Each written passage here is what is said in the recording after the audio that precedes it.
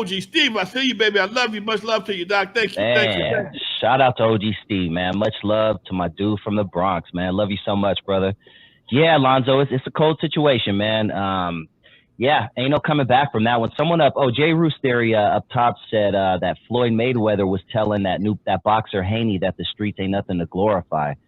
That's a big deal, man. That dude Haney, I guess he's still 1 foot in the streets, 1 foot, in the boxing ring type of shit. And yeah, Mayweather's like that. There's no life in that, dude. You know where that comes from, no doubt? That comes from us culturally not having a rite of passage. A lot of cultures have rites of passage for young men and women to go through, and they move into manhood and womanhood.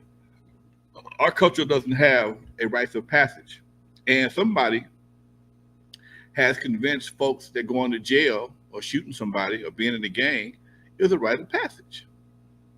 And now you got, with podcasting, you got a lot of people that make a lot of money talking about shit that happened back in the 80s and 90s. Who shot what, who did what.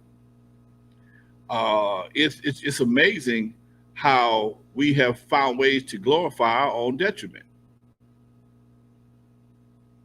We glorify our own detriment. You tell me how gang banging is benefiting anybody, and I'll kiss your ass on YouTube Live. You tell me anybody that benefited, how the community benefited from gang banging, and I will kiss your ass on Instagram Live, okay, at your house. Wherever you want me to go, I will kiss on the your flip ass. side. On the flip side, it's made some white people very, very rich. What's an ironic situation? A lot of people got rich off of watching us and telling our story. I just got to listen to a book, audio book, History of Gangster Rap from Thorne Baker. And I listened to it from the first metronome to the last special thanks. And he told the story, and he got it about 80% right. But again, it's from a third party perspective. And a lot of the things that are in there are not quite accurate. But again, when you listen to it, it's like the glorification, because it's glorification because it's, in a way, people are in awe of what happens in the hood. And they're also amazed that we don't see the problem that we cause for ourselves. I've been doing shows. I've been on public access, doing podcasts now. Between this podcast and the one and public access, I've been doing this shit like 20 years. The same problems I was talking about in 1992, we still talking about them in 2024. When I go to community meetings, when I go to different entities, again, I'm the president of the Compton Entertainment Chamber of Commerce. I get invited to all kinds of stuff. Everybody else is planning for 10, 15 years. We're still trying to get folks to stop killing each other. Everybody else is planning for the Olympics, FIFA, whatever the case may be. And I tell you something else, gang banging ain't a part of their conversation. Most of our organization, most of our attention is being put on how do we curb situations, how do we make things better. And we're on a progressive treadmill in some cases, not all, in some cases, and it's kind of frustrating. Like I said, I got over 500 shows in my catalog from different years, from 15 years of recording. Good looking out, Marlon. Much love. Love you too, brother. Love, Doc. Thank you, dude. And most of the time, a lot of those shows we're talking about the same thing. Or how are we going to get brothers to understand? How are we going to bring economics back to the community? How are we going to do this? How are we going to do that? And it's just amazing, man, that to see this. I mean, I see it because, like I said, I've been around for a minute, but a lot of people it's new. But what I can say is a lot of brothers who have made those mistakes have dedicated their lives to keep other people from making the same mistakes they did. And that's the only good part I can see. A lot of brothers who was in the game, who got out and survived, have found nonprofits, whatever the case may be, to try and help these kids get, stay on a better path. Yeah. Let's talk about something. You brought something up in my head while you said something earlier about Soren Baker's book. You said that his book got about 80% of it right. I'm sure you've listened to a ton of audiobooks, as have I, about the beginnings of West Coast hip hop and hip hop in general. But what is the most common thing that most of them get wrong or they're off about? What's the other 20%?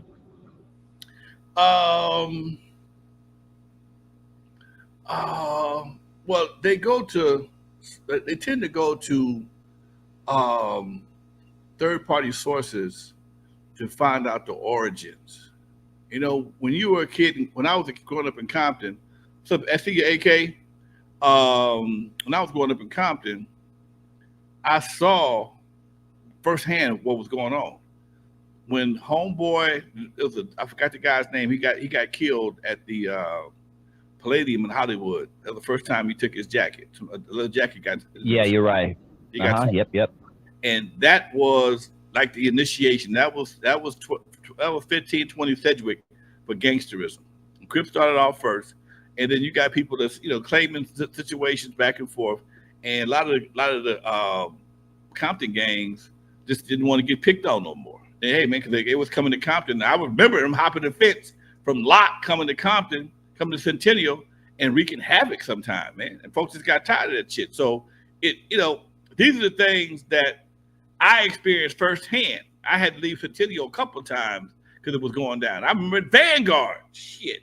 Vanguard. Robert Ballou. Thank you, OG Steve. What's up, Doc? I remember at Vanguard, the Gompers, the baby Crips came to Vanguard and wreaked havoc. They tried to, at least. They got away with it one time. But I ever tell you that story? No, man. You told us the pudding story, but I don't think I've heard this one. If you did, it was years ago. Tell it again. This is what I'm about to tell you. I'm gonna tell y'all this story. I'm gonna put my ain't no Bible in hand on my spectrum. Okay, I swear this is the truth, the whole truth, and so help me God. Vanguard Junior High School, about 1970, maybe 71. That was Centennial. Yeah, about 70, 71. Crips is they got all the news, all the attention on the news. They everywhere. Okay, Gompers had they baby Crips. Crips had franchised all over. They got the female Crips, you got the girl Crips, you got the baby Crips. The baby Crips, Gompers is right there on San Pedro, but they're across Imperial Highway.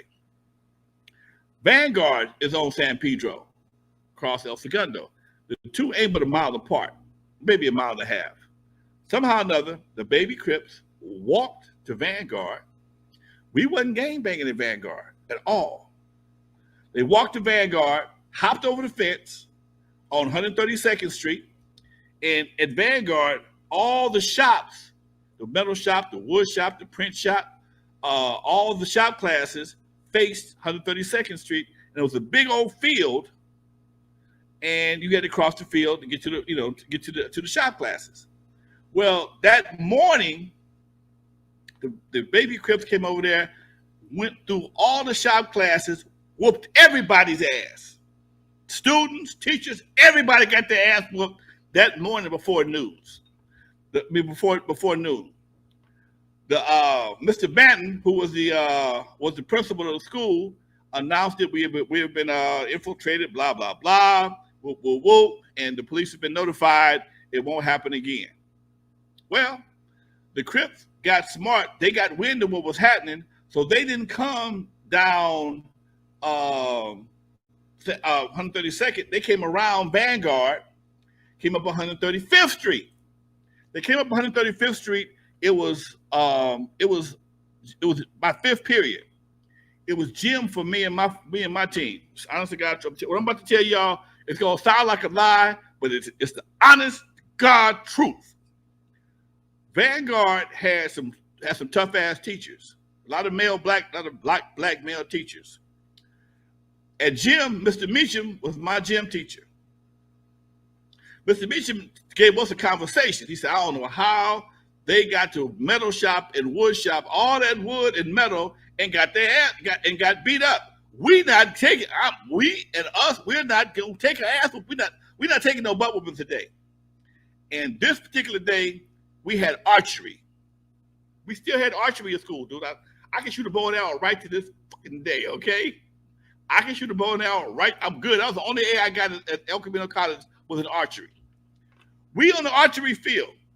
Mr. Beecham told us before we got off our numbers. He said, if they come, don't shoot till I tell you to. We standing out there on the flip side, on the other side of the school, on the 135th Street side, and sure enough, here they come. They was on the fence. We standing out there looking like Robin Hood and this merry men, about 10 or 15 of us, okay? From the gym class, we got bows and arrows. Now we got target bows, target arrows. They ain't gonna puncture shit but the target. But we look good, okay? We look good. We standing out there with bows and arrows. Mr. Beecham said, don't shoot until I tell you. So Mr. Beecham was kind of he walked out there. He said, look, don't come no further. You come any further, I'm letting them fly. They turned their ass around, got on the fence, and left. That's no bullshit. Honest to God truth. Honest to God truth. Classic. I do remember that story from a few years ago. Back in the day, the teachers was men.